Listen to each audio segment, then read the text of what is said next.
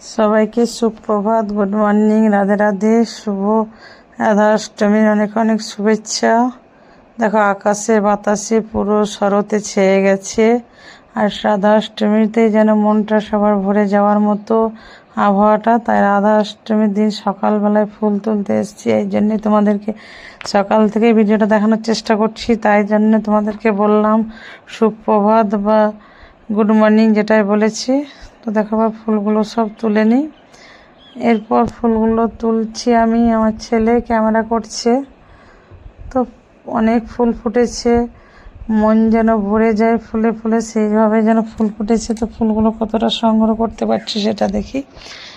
তো আগে সবাই সঙ্গে থাকো, দেখতে থাকো কি কি করতে পারি। আজকে তো রাধাষ্টমীর দিন। তো সকালবেলায় ভাবলাম আগে ফুল তোলাটা সেরে নিই, এরপর স্নান করে বাদবাকি কাজগুলো সারতে হবে। কারণ ফুল তোলাটা সেরে নিলে স্নান করার পর আর কোনো টেনশন থাকবে না, ফুল অন্য বাদবাকি কাজ করা যাবে। তো দেখো ফুল তো কত ফুটেছে গাছে, মন মুগ্ধ করার মতো। কিন্তু তো এত ফুল তোলার মতো টাইম তো নেই, তো যতটুকু পারি ততটুকু তোলার চেষ্টা করছি।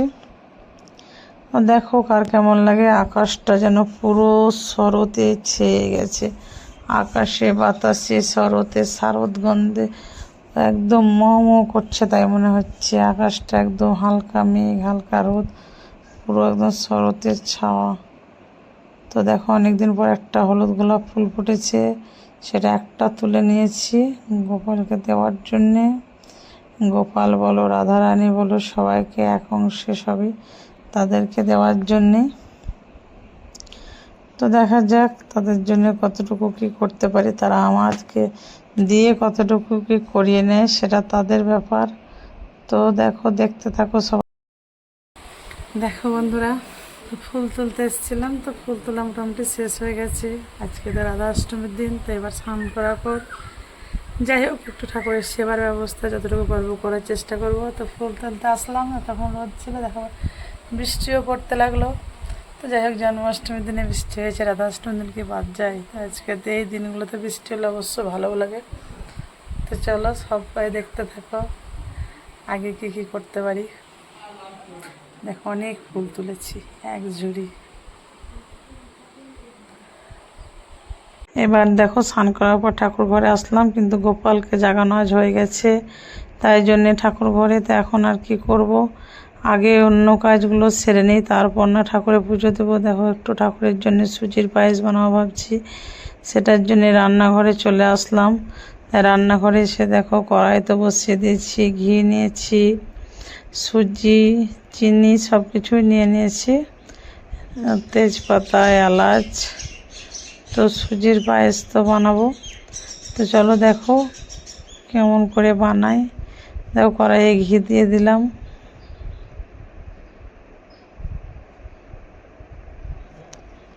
কড়াইয়ে ঘি দেওয়ার পরে ঘিটা যত গরম হোক ততক্ষণ পর্যন্ত। দেখো ঘিটা এবার গরমও হয়ে গেছে।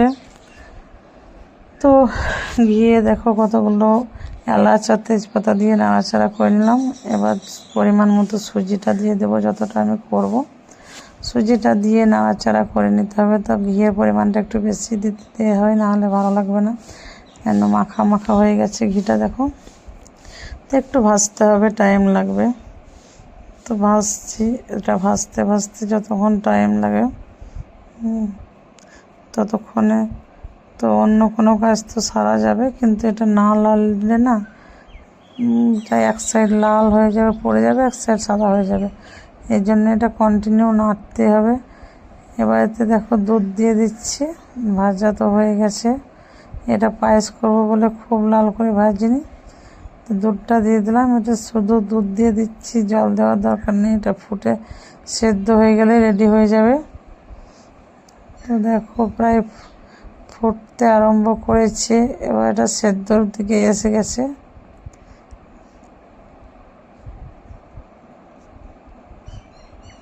তো এটা তো প্রায় হয়ে গেছে। এবার দেখো আটা নিয়ে নিয়েছি,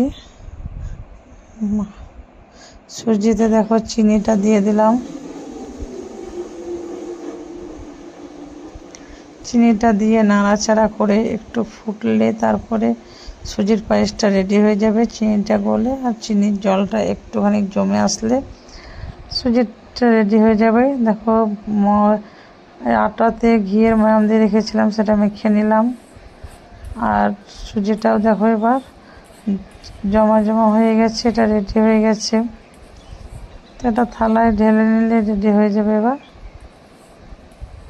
আজকে তোমাদের ফেভারিট সুজির পায়েস, বা আমার গোপালের ফেভারিট সুজির পায়েস। দেখো গোপাল তো ভালোবাসছে খুব, তাই জন্যে যত্ন করে বানানোর চেষ্টা করেছি এটা। এটা এবার ঢেলে নেব, তারপর থালায় ঢেলে দিয়ে ঠান্ডা হয়ে গেলে তখন তো পিস পিস করে তুলে নিলে রেডি হয়ে যাবে। আর থালাতে ঢেলে নিচ্ছি। তো এক হাতে ক্যামেরা ধরে এক হাতে ভিডিও করা, সব কিছু করা খুব কষ্টের, কিন্তু যাই হোক তোমরা ভালোবাসো এত, তাই জন্যে তোমাদের ভালোবাসার জন্যে, তোমাদেরকে দেখানোর জন্যে এরকম চেষ্টা করি। যাই হোক কতটুকু পারি দেখা যাক। তো দেখো আটাগুলো মেখে নিচ্ছি ভালোভাবে, ততটুকুই দেখানোর চেষ্টা করছি, পুরোটা এভাবে দেখাতে পারছি না, কারণ সেভাবে ডিটেলসে অতটা দেখানো যাচ্ছে না। তো কড়াইয়ে ঘিটা দিয়ে নিলাম, ঘিটা গরম হতে হতে আমি লুচিগুলো বেলে নেব। আটাটা তো মাখানো হয়ে গেছে, তো দেখো তোমাদেরকে দেখাচ্ছি। মাখিয়ে লিচি কেটে নিয়েছি। এরপর দেখো মানে কি বলবো, আমি বেলে নিচ্ছি এক এক করে। তো দেখো বেলছি, আর আমার সঙ্গে কিন্তু আমাদের আরোহী সোনা আছে। দেখো তোমাদের আরোহী সোনা তো আমার পেছন ছাড়বে না, তো সব কাজের মধ্যে দিয়ে এটাই। দেখো লিচিগুলো বেলা হয়ে গেছে, এবার ভেজে নেওয়ার পালা। ঘিটাও গরম হয়ে এসছে, ঘিটা অল্প, ওই জন্য একটা একটা করে ভাজতে হবে, কারণ ঘি তো বেশি পুড়িয়ে বেশি করলে সেটা নষ্ট হয়ে যাবে। ওই জন্য অল্প করে দিয়েছি, যাতে করে অল্প তো লুচি একটা একটা করে ভেজে নেওয়া হয়। তো এবার এগুলো ভেজে নিলেই আমার এখানে কাজ মোটামুটি শেষ। এরপর একটু আলু ভেজে নিতে হবে। লুচিগুলো ভেজে নেওয়ার পর আলু ভেজে নিলে এখানে কাজ শেষ, বাদ বাকি কাজ ঠাকুর ঘরে। তো দেখা যাক কতক্ষণ লাগে, কীভাবে পারি।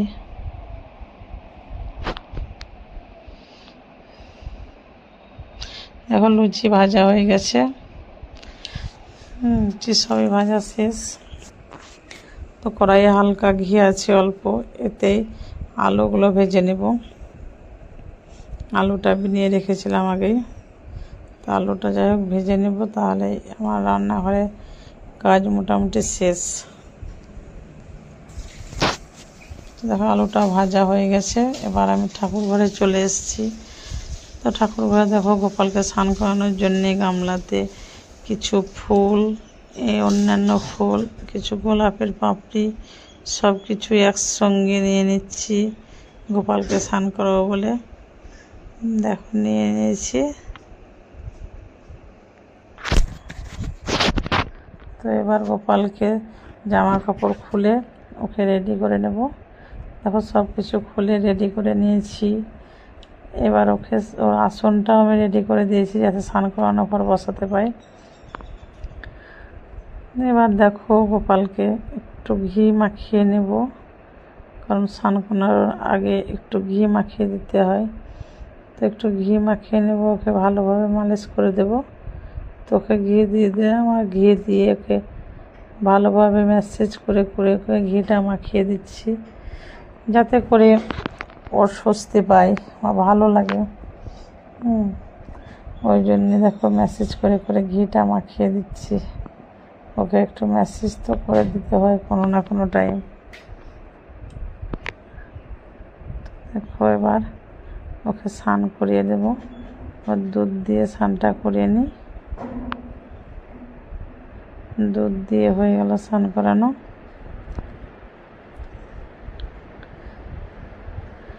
এরপর গঙ্গা জল দিয়ে স্নান করিয়ে নেব। দেখো গঙ্গা জল দিয়ে পুরোটা স্নান করিয়ে নিলাম। তো এবার একে মুছিয়ে দেব, কিন্তু একে গামছা ব্যবহার করে না মোছাতে, কারণ আমার ছেলে মেয়েদেরকে যেভাবে আমি যত্ন করে কাপড়ের ট্যাপ দিয়ে মুছিয়ে দিই, সেভাবে আমি গোপালকে কাপড়ে আঁচল দিয়ে ওকে মুছিয়ে দেওয়ার চেষ্টা করি। কারণ দেখো স্নান করার পর আমার আঁচল দিয়ে ওকে ভালোভাবে মুছিয়ে দিলাম, কারণ আমার ছেলেকে যেভাবে আমি যত্ন করে আঁচল দিয়ে মোছাই তাকেও মুছিয়ে দিলাম। তো এবার জামাটা পরিয়ে দেবো ওকে, জামা পরানোর পর রেডি করিয়ে দেবো। তো দেখো এক হাতে একা ভিডিও করা প্লাস সব কিছু করা তো অনেকটা দুঃসাধ্য করতে, যতটুকু পারছি তোমাদেরকে দেখানোর চেষ্টা করছি। সবাই ভালোবেসে যদি মনে হয় দেখতে, তো সবাই ভালোবেসে একটু দেখো, তো আশা করি সবাইকে ভালো লাগবে, কিন্তু অতটাও সেভাবে ভালোভাবে করতে পারছি না। তো দেখো গোপালকে রেডি করিয়ে দিলাম, ওকে জামা পরিয়ে মালা পরিয়ে। তো এরপর দেখো গোপালের জন্য এগুলো নিয়ে নিয়েছি, এগুলো দিয়ে ভোগের জন্য জোগাড় করতে পেরেছি। তো এরপর এগুলো সাজিয়ে গুজিয়ে পুজোটা দেওয়ার পালা। দেখো ফলগুলো সব বিনিয়ে নিচ্ছি, নৈবেদ্যর উপযুক্ত করতে তো হবেই, তাছাড়া তো নৈবেদ্য তো লাগানো যায় না নৈবেদ্যের উপযুক্ত না হলে।